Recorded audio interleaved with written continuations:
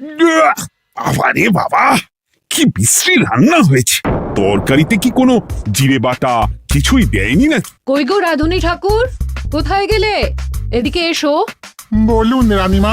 বলছি, তুমি তো রাজবাড়িতে দীর্ঘদিন ধরেই রান্না করছো, কিন্তু ইদানিং তোমার রান্না এত বেস্বাদ লাগছে কেন? সে তো আমি বলতে পারবো না, আমি তো আগের মতনই রান্না করি। ছোট মুখে বড় কথা বলছি, আমি কিছু বলতে চাই রানীমা। এই, তুই আবার পাকামো করতে এসছিস কেন রে? তোকে কি রানীমা ডেকেছেন নাকি? আহ, কি বলতে চাইছে শুনেই দেখি না, বলো। রানীমা, এখন আর রাধুনী ঠাকুর আগের মতো যত্ন নিয়ে রান্না করেন না। রান্নাঘরে পড়ে পড়ে ঘুমোয় আর তাড়াহুড়ো করে কোনো রকমে রান্না করে দেন। একদম বাজে কথা বলবি না। বাজে কথা না রানীমা, শিলনোড়ায় বাটতে ওনার কষ্ট হবে বলে আজকাল রাধুনী ঠাকুর শুধু জিরে ফোড়ন দিয়ে রান্না করেন। এত বেতন দিয়ে তোমাকে রাখা হয় কি এই ফাঁকিবাজির জন্যে? কি মানে ভুল হয়ে গেছে। এর যদি এই ভুল করার ইচ্ছে হয় তাহলে তল্পি তল্পা গুটিয়ে বাড়ি গিয়ে ভুল করো, মনে থাকবে? মনে থাকবে মহারাজ। কি হচ্ছে বলো তো রানী? সকালে বাগানে পায়চারি করছিলাম, দেখি মালি একটা গাছেও জল দেয়নি। এই গরমে জল না পেলে যে গাছপালাগুলো মরে যাবে। সবাইকে এবার মনে হচ্ছে বলে বলে কাজ করাতে হবে।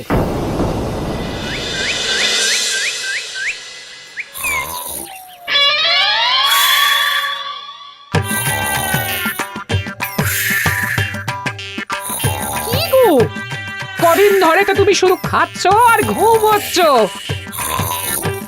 বাজার দোকান কিছুই নেই গো, রাজসভাতেও যাও না। কি যে করি। কি গো দিদা, দাদু আজও ঘুমোচ্ছে? কি বলবো বলতো? আমরা কিছু একটা ব্যবস্থা করছি, দাঁড়াও।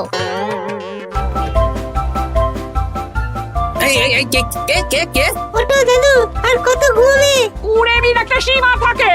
ওঠো বলছি, ওঠো, ওঠো না। আমি বুঝতে পারছি বাড়ির কাজ, বাজার দোকান এসব না করার জন্য তুমি পড়ে পড়ে ঘুমোচ্ছ। দাদু কাছে ফাঁকি দিচ্ছে দিদা। দে পুটি, আর সরসরি দে দে।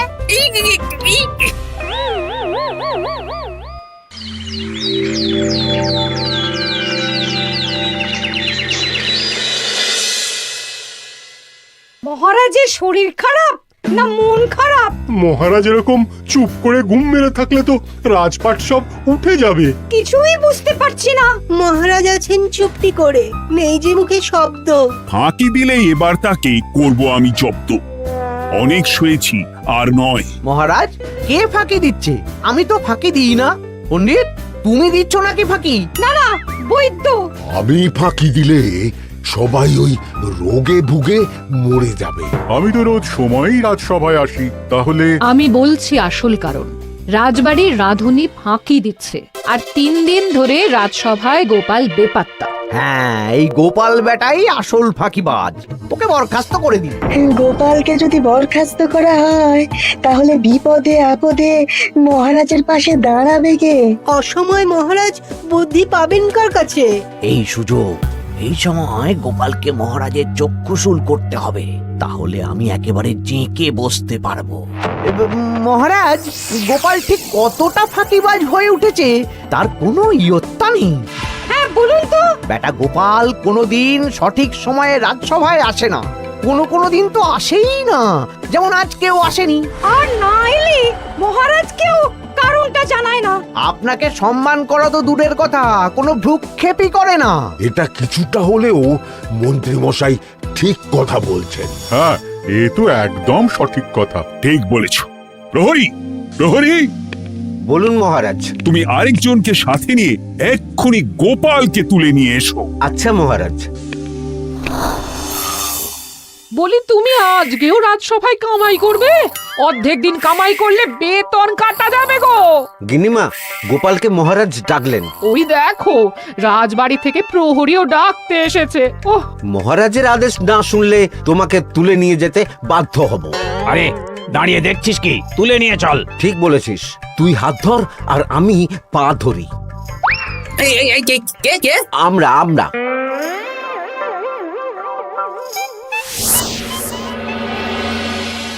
এসব কি গোপাল? তুমি বাড়িতে আছো, ঘুমোচ্ছ, অথচ রাজসভায় আসছো না, কি ব্যাপার? আগে মহারাজ, মস্তিষ্ককে বিশ্রাম দিয়ে বুদ্ধি বাড়াচ্ছিলাম। অনেক ব্যবহার হয়েছে তো, তাই একটু বিশ্রাম দরকার আর কি। আমার পুরো রাজসভাটাই ফাঁকিবাজ। আমি সবাইকেই বিদায় করব, আর গোপালকেও। এই সেরেছে, আমি ফাঁকিবাজ নই মহারাজ। আমি খোঁজ নিয়ে দেখেছি, সবাই কম বেশি গায়ে হাওয়া লাগিয়ে ঘুরছে। মহারাজ, আমি তো নদীর পাড়ে বসে শীতল হাওয়া গায়ে লাগাই, তবেই তো ঢেউয়ের মতো আমার ছন্দ আসে। কেউ ফাঁকিবাজ না মহারাজ, আসল ফাঁকিবাজ গোপাল। মহারাজ, আমি যদি দরকারে আপনাকে বুদ্ধি দিয়ে, ফাঁকা সময়ে বিশ্রাম দিয়ে ফাঁকিবাজ হই, তাহলে মন্ত্রী মহা ফাঁকিবাজ। কারণ মন্ত্রীর কাজ রাজাকে বুদ্ধি দেওয়া, তা তিনি করেন না বলেই আমাকে দরকার পড়ে। আমি তো ভাঁড়, আমি শুধু হাসাবো, এটাই আমার কাজ। তাতে কি, সেনাপতিও তো সেনাপ্রধান, ও কি যুদ্ধ করে?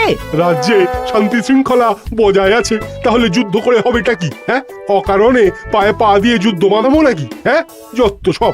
যখন তখন বিপদ আসতে পারে, তাই যুদ্ধের জন্য সব সময় সামরিক শক্তিকে প্রস্তুত থাকা দরকার। হ্যাঁ, এটা গোপাল ঠিক বলেছে। সেনাপতিকে তো কোনোদিন সেসব নিয়ে মহড়াও করতে দেখি না। তাহলে দাঁড়ালো 3 জন ফাঁকিবাজ। মূল অভিযুক্ত গোপাল দিন রাত কামাই করে, মন্ত্রী মহারাজকে বুদ্ধি দেয় না, আর সেনাপতি যুদ্ধের প্রস্তুতি নেয় না। এই 3 জনকে আমি বিদায় করব। এই সেরেছে, এ তো দেখছি বিনা মেঘে বজ্রপাত। না, তবে তোমরা যে ফাঁকিবাজ নও সেটা প্রমাণ করার জন্য 12 ঘন্টা সময় দেব। আমাদের কি করতে হবে? তোমাদের 3 জনকে 3টে খালি বস্তা দেব। প্রত্যেকে ওই খালি বস্তা নিয়ে জঙ্গলে যাবে, আর এই 12 ঘন্টার মধ্যে জঙ্গল থেকে বস্তা ভরে আনবে। একটা বস্তা ভরার জন্য 12 ঘন্টা সময়? এ তো খুবই সহজ কাজ। সহজ কঠিন জানি না, যে ফাঁকি দিয়ে ফাঁকা বস্তা জমা দেবে বা কিছুটা ভর্তি কিছুটা খালি আনবে, সে সাজা পাবে। আচ্ছা মহারাজ, আমি বস্তায় কি নিয়ে আসবো সেটা কি আপনি দেখবেন? তা দেখব না, কিন্তু বস্তা ভরে আনতে হবে। আর যা বস্তায় ভরে আনবে তাই নিয়ে সবাই বাড়ি ফিরে যেতে পারবে। তার মানে বস্তাতে যা থাকবে সব বস্তার মালিকই পাবে। একদম তাই। বুঝে গেছি, ভিতরে কোনো গভীর পরিকল্পনা আছে। প্রহরী, প্রহরী, তুমি এই 3 জনকে 3টে বস্তা দিয়ে দাও। যথা আজ্ঞা মহারাজ। আর বাকি সভাসদেরা আজকে রাজসভাতেই থাকো। ওরা 3 জন আসবে, ওদের বিচার হবে, তারপর ফিরবে। আমাদের খাওয়া দাওয়া তাহলে রাজবাড়ির তরফ থেকেই দেয়া হবে মহারাজ? হ্যাঁ। জঙ্গলে তো যাচ্ছি, কি নেব? গোপাল, আমি বলি কি, তুমি বরং আমার বস্তায় ঢুকে যাও, আমি তোমাকেই নিয়ে ফিরে যাই, ল্যাটা চুকে যাবে। আপনি যদি একা আমাকে বস্তায় ভরে নিয়ে যেতে পারেন তো চলুন। একা? এই সেরেছে। দাঁড়ান, আমি আপনার কাঁধে চড়ে দেখি আপনি আমাকে বইতে পারবেন কি পারবেন না। না না, মুখ ফসকে বলে ফেলেছি, মাথা খারাপ নাকি? তাহলে নিজের মতন থাকুন।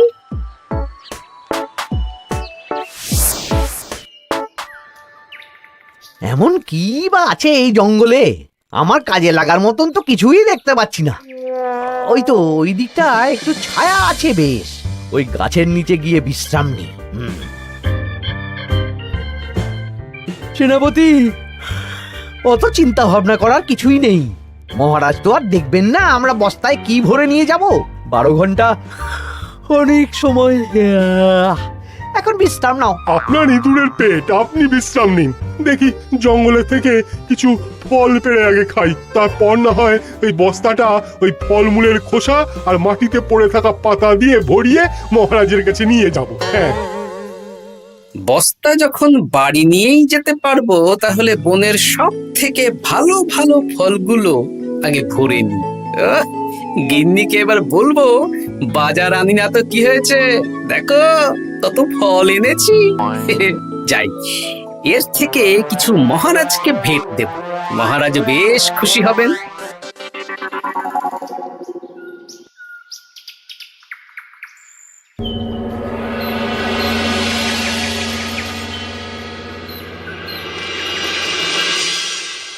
উফ, এই এত বড় জ্বালার মতো পেটখানা নিয়ে এই পেল্লাই গাছে উঠবো কি করে? দূর দূর, আশেপাশে ঢিল পাথরও দেখতে পাচ্ছি না। এই বুড়ো বয়সে হাড়গোড় ভাঙলে সে এক খারাপ ব্যাপার হবে। আরে দূরে ওদিক থেকে আওয়াজ পাওয়া যাচ্ছে, তার মানে এই বনে কেউ এসেছে। ভাই মদন, এই গাছটা ঝড়ে ভেঙে অনেক দিন পড়েছিল, এটা তো নেবই। তুই ওদিকে দেখ, কত মোটা একটা সেগুন গাছ রে। ওই গাছটা নিয়ে গেলে আমরা 1 বছর বসে খেতে পারবো। তাহলে আর দেরি কেন, হাত লাগা। আরে আরে আরে করো কি, এগুলো সব আমাদের মহারাজ কৃষ্ণচন্দ্রের পছন্দের গাছ। ভুলেও এই গাছ কেটে নিয়ে যাওয়ার ভাবনা চিন্তা করো না। আর ওই সেগুন গাছটা তো মহারাজের সবচেয়ে প্রিয়। আরে মহারাজ কি করে জানবে শুনি, এই বনে তো তিনি ভুল করেও আসেন না। এই যে আমি আসি, আমি মহারাজের দূত। তোমরা যদি ভুল করে ওই সেগুন গাছে হাত দাও, তাহলে কিন্তু তোমাদের গর্দান যাবে। এই সেরেছে, কিন্তু আমরা তো কাঠুরিয়া, কাঠ ছাড়া পেট চালাবো কি করে?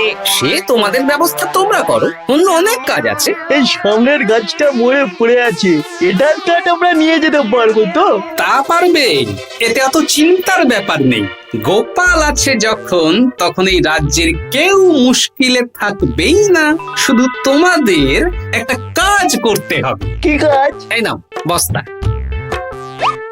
আমার জন্য এই জঙ্গল থেকে টাটকা বিভিন্ন ফল পেড়ে এই বস্তা ভরে দাও, তাহলে মহারাজকে আর তোমাদের কথা বলবো না, বুঝলে? আর তোমাদের যাতে রাজবাড়িতে কোনো কাজ হয় সেই নিয়ে মহারাজের কাছে সুপারিশও করো, কেমন? বেশ বেশ, তুমি তাহলে এখন এখানে বিশ্রাম করো, আমরা তোমার বস্তা ভরে ফল নিয়ে আসছি। ঠিক আছে, আমি তোমাদের কুঠার পাহারা দিচ্ছি, তোমরা ভালো তরতাজা ফল বস্তায় ভরে নিয়ে এসো।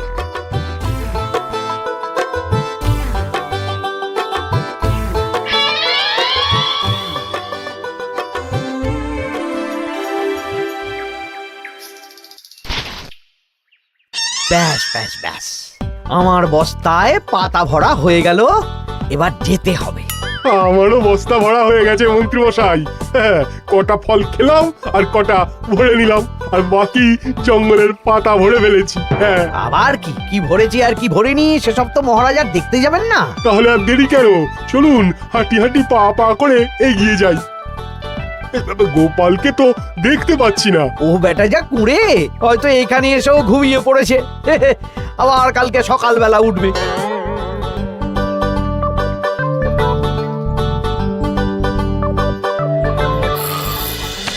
এই যে ভাইয়া, এই যে। হ্যাঁ, কে কে?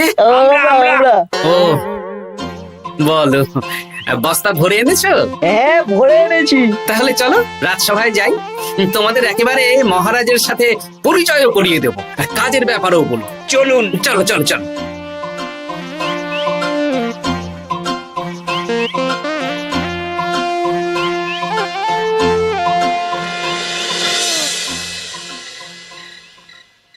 দেখা যাক মন্ত্রী সেনাপতি গোপাল কখন বস্তা ভরে আনে। এই তো চলে এসেছি, বিশ্রাম নিলাম, বস্তাও ভরে ফেললাম। এই দেখুন মহারাজ, আমিও বস্তা ভরে এনেছি। বাহ, তোমাদের বস্তা দেখে তো মনে হচ্ছে খুব হালকা। হ্যাঁ, আপনি যখন আমাদের বস্তা ভরে কি এনেছি সেটা দেখবেন না, তখন অত খাটাখাটনি করে কি লাভ মহারাজ? কিন্তু গোপালের এখনো অবধি দেখা নেই, ও কি সোনা গয়না ভরে আনছে? গোপাল যা কুঁড়ে আর ঘুমকাতুরে, হয়তো জঙ্গলেও ঘুমিয়েই পড়েছে। মহারাজ, আপনি একটা কাজ করুন, আমাকে আর মন্ত্রী মশাইকে যুগ্মভাবে বিজয়ী ঘোষণা করে দিন, ব্যাস। এত তাড়া কিসের? বাবা বাবা বাবা বাবা, তোমরা তিনজনেই বস্তা ভরে এনেছো, আমি খুব খুশি। আমার কথা শুনে কাজ করেছো, তোমরা তিনজনেই বিজয়ী। এবার বাড়ি যাও, যাও। গোপাল কি করে বিজয়ী হয় মহারাজ? এই বস্তা ভরে নিয়ে আসাতেও তো ওর ফাঁকিবাজি ধরা পড়ছে। কিসের ফাঁকিবাজি? এই যে দুটো লোক তোমার হয়ে বস্তা বয়ে আনলো, সে তো মহারাজ সহ আমরা সবাই দেখতেই পেলাম। তা তো ঠিক, গোপাল নিজে হাতে বস্তা ভরে আনেনি। মহারাজ বস্তা ভরে আনতে বলেছেন, আমি এনেছি, এখানেই কথা শেষ। আমি কাকে দিয়ে বস্তা ভরালাম, কে আমাকে সাহায্য করলো, সেসব তো কোনো শর্ত আরোপ করা ছিল না। কিন্তু পরীক্ষাটা তো কে ফাঁকিবাজ সেটা প্রমাণ করার পরীক্ষা। এখানে তো তুমি ফাঁকি দিলে গোপাল। এটাও ঠিক কথা, তাহলে গোপালের শাস্তি পাওয়া উচিত। মহারাজ, আপনার শর্ত ছিল সেই ফাঁকিবাজ বলে প্রমাণিত হবে যে বস্তা খালি আনবে। এইখানে আপনি একটা ছোট্ট ভুল করেছেন মহারাজ। বস্তায় কি আছে সেটা দেখবেন না, আগেই বলে দিয়েছেন। তা তো বলেছি। আপনি নিশ্চয় জানেন পাঠশালায় কিছু ছাত্রছাত্রী থাকে যারা পড়ার বইয়ে মুখ গুজে বসে থাকলেও পড়ায় তাদের মন থাকে না, মাথাতেও পড়া ঢোকে না, তাই সেই পড়া তাদের কোনো কাজে লাগে না। কি পণ্ডিত মশাই, এদেরকেই তো বলে ফাঁকিবাজ। বিলক্ষণ, এরাই ফাঁকিবাজ। ধন্যবাদ। তেমনি আমি যদি বলি সেনাপতি আর মন্ত্রী মশাই ওই ফাঁকিবাজদের মতনই ফাঁকি দিয়ে বস্তা ভরেছে, তাই ওদের বস্তা এত হালকা। সে তো আমি বুঝতেই পারছি। কিন্তু আমার বস্তায় যা জিনিস ভরে এনেছি তা একার পক্ষে সংগ্রহ করা মুশকিল ছিল, তাই আমি দুজনের সহযোগিতা নিয়েছি। মহারাজ, আপনি কি বস্তা খুলে দেখবেন নাকি? না না, আমি খুলে দেখলে আমার কথার খেলাপ হবে। এবার তো দেখছি আবার তিনজনের পরীক্ষা নিতে হবে। হ্যাঁ, নইলে প্রকৃত ফাঁকিবাজ কে সেটা প্রমাণ হবে না। কিন্তু ফাঁকিবাজ ধরার উপায় কি? মহারাজ, আমরা বরং আমাদের বস্তা নিয়ে বাড়ি না গিয়ে একদিন কারাগারেই থাকি, আর তাতেই প্রমাণ হবে এই বস্তায় সত্যি কি আছে যা আমাদের নিজেদের কাজে লাগবে। এটা ভালো বুদ্ধি। মহারাজ তখনই কারাগার থেকে আমাদের মুক্ত করবেন যখন আমরা আর থাকতে না পেরে ডাক দেব, আর যে আগে বেরোতে চাইবে সে সব থেকে বড় ফাঁকিবাজ, মানে যে আগু পিছু না ভেবে কাজ করে। বেশ, তাহলে তাই হোক। মহারাজ, কারাগারে শুধু জল ছাড়া আর কিচ্ছু দেওয়া হবে না, কারণ বস্তায় তো আর জল থাকতে পারে না। না না, তা কি করে হয়? শুধু জল? হ্যাঁ, আমি তো লোককে দিয়ে বস্তা ভরিয়েছি। আপনারা নিজে কি এমন কাজের জিনিস ভরেছেন সেটাই প্রমাণ হবে। বেশ, তাহলে তোমরা কারাগারে যাও। প্রহরী, ব্যবস্থা করো। আর এই দুজন কাঠুরিয়া বেশ কর্মঠ মহারাজ, যদি কোনো রাজবাড়ির কাজ থাকে এদের দিয়ে করাতে পারেন। আমার বাগানের মালিটা খুব ফাঁকি দিচ্ছে, তাহলে ওদের সাথে কথা বলে নিচ্ছি। যাও যাও, তোমরা কারাগারে যাও।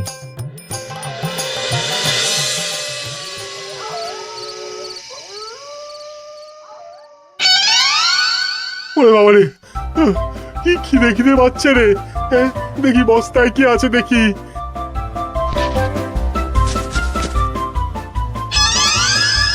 দু একটা পচা ফল, দেখি দেখি একটু ভালো আছে। এটা একটু ভালো আছে, হ্যাঁ এটাই খাই, হ্যাঁ এটাই খাই।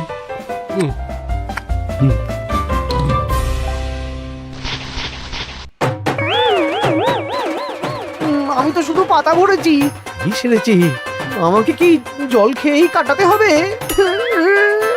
এবার আমি দেখি। টাটকা ফল আর জল, আমার কাছে যা ফল আছে এগুলো খেয়ে আরাম করে 5-6 দিন কেটে যাবে। ও গোপাল, আমাকেও কটা ফল দাও না গো। ও গোপাল, আপনি এখান থেকে উঠুন, অন্য বাগানে ফুল হয়ে ফুটুন। ফল খাবেন? এখন কর্মফল ভোগ করুন। ওরে বাবা, জল খেয়ে আর কতক্ষণ কাটাবো?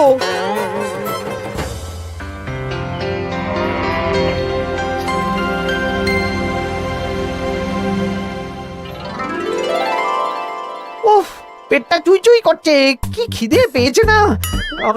আমি বাড়ি যাব। আপনি বাড়ি যাবেন? তাহলে বেরিয়ে আসুন। বেটা গোপাল কায়দা করে এমন শর্ত দিতে বলল, পুরো ফেঁসে গেলাম। আমারও তো খাওয়ার মতন তেমন কিছু নেই, আমিও এখানে থাকবো না। আমি এখানেই আছি, ফল খাবো, জল খাবো, আর প্রকৃতির ডাক এলে একটু বাইরে যাব।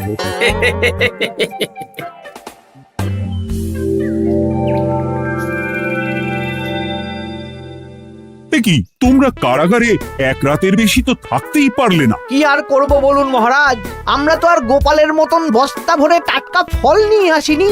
বেটা গোপাল আমাদের দেখিয়ে দেখিয়ে ফল খাচ্ছিল, অতি আমাদের খিদে আরো বেড়ে যাচ্ছিল। তাহলে এরা দুজনে তো হার মেনে নিল। গোপাল কি করছে? গোপাল খাচ্ছে আর ঘুমোচ্ছে। ওকেও নিয়ে এসো। আচ্ছা মহারাজ। একই মহারাজ, আমার তো এখনো বাইরে আসার ইচ্ছে হয়নি। কি আর করা যাবে, ওরা হার মেনে নিয়েছে, তার মানে তুমি জয়ী হয়ে গেলে গোপাল। আমার বস্তায় ভরে অনেক ফল এনেছিলাম, এখনো অনেক আছে। আপনি তাহলে বাকি ফলগুলো নিয়ে নিন। তাহলে তো এটাই প্রমাণ হলো গোপাল কাজের সময় ফাঁকিবাজি দেয় না, শুধু বুদ্ধি বাড়ানোর জন্য একটু বেশি ঘুমোয়। এই নাও গোপাল, তোমার উপহার। মহারাজ, আমি সময়ের কাজ সময়ে করি আর বাকি সময় একটু ঘুমাই। আমার এখন ঘুম দরকার মহারাজ, কাল থেকে অনেক ধকল গেল যে। বেশ, তোমাকে ঘুমানোর জন্য 1 সপ্তাহ ছুটি দেওয়া হলো। ধন্যবাদ মহারাজ। কি সেনাপতি আর মন্ত্রী মশাই, এবার বুঝলেন তো ফাঁকি দিলেই ফাঁকে পড়তে হয়, তাই কাজ করলে ভেবে চিন্তে করুন। চলি, খুব ঘুম পাচ্ছে।